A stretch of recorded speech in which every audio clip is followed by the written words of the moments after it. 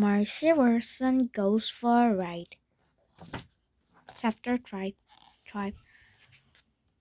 The car stretched, the car stirred, the car quaked, the car calmed, and finally the car stopped. Marcy was surprised. Suddenly she was not driving the car. Suddenly she was not even in the car. Suddenly Marcy was airborne. Mr. Watson was wearing his seatbelt. He had not fly out of the car. Baby Lincoln was wearing her seatbelt. She did not fly out of the car. Officer Tomato was safe in his police costume. He did not fly out of his car or merciful. Oh dear, said Baby. It is an emergency, shouted Mr. Wilson. Alerted the fire department. Was that pig wearing a seatbelt? Officer Miller asked. No, he answered himself. That pig's most cutlery what was not. Have ours big broken here? Asked Officer Miller. Most kindly, most gratefully, leaves have been broken here. Mr. Wilson and Baby Lincoln and Officer Miller watched mortified. They watched her land. Oof. Mr. Wilson get out of the car. He ran to Mercy. He wrapped his arms around her and held her tight. Held her tight. My darling, my dear, he said, please tell me that you are all right. Oink, said Mercy. She sniffed Mr. Wilson's neck. Hooray, said Baby. She is fine. Oh, thank you, said Mr. Wilson.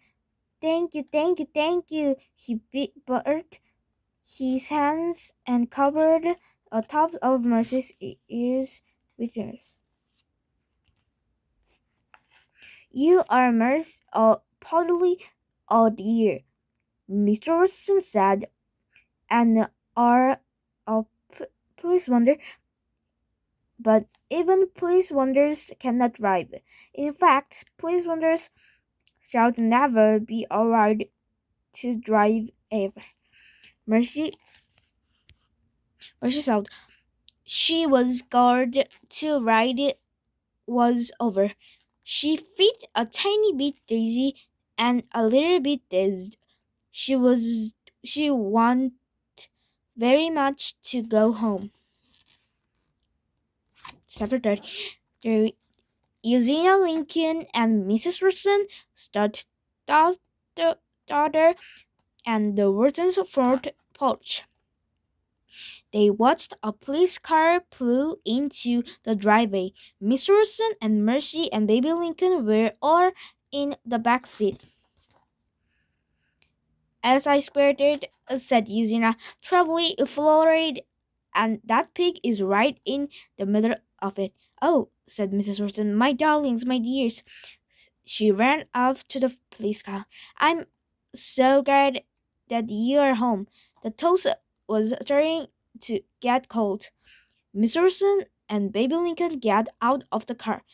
We have had something on an adventure, Mrs. Watson. Mr. Watson said. Yes, said Baby.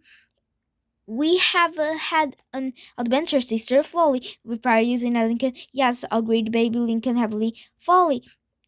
Lands have been broken, said Officer Romero. Pig, shouted Eugenia. Excuse me, said Officer Romero. It's all that pig's worth, said Eugenia. She pointed at Mercy.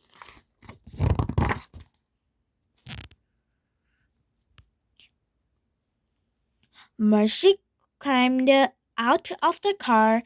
She put her nose up in the air. She sniffed. Could it be? Yes, it was toast. Toast with a great deal of butter on it. What could be better? Chapter 40. Loons have been broken, said Officer Tomato. Ticks must be written. Officer, do you like toast? Mrs. Wilson asked. Toast, said Officer Tomato. Do I like toast? Why, yes, I do. I do like toast. Why didn't you come inside and have some? Asked Mrs. Wilson. Why did I come inside and have some toast? Asked Officer Tomato. Well, said Officer Tomato. I can think of the reasons not to. Lovely, said Mrs. Wilson. She clapped her hands together. Right this way. What nonsense, grumbled using a Lincoln. Toast is not the answer. No, sister, said baby Lincoln.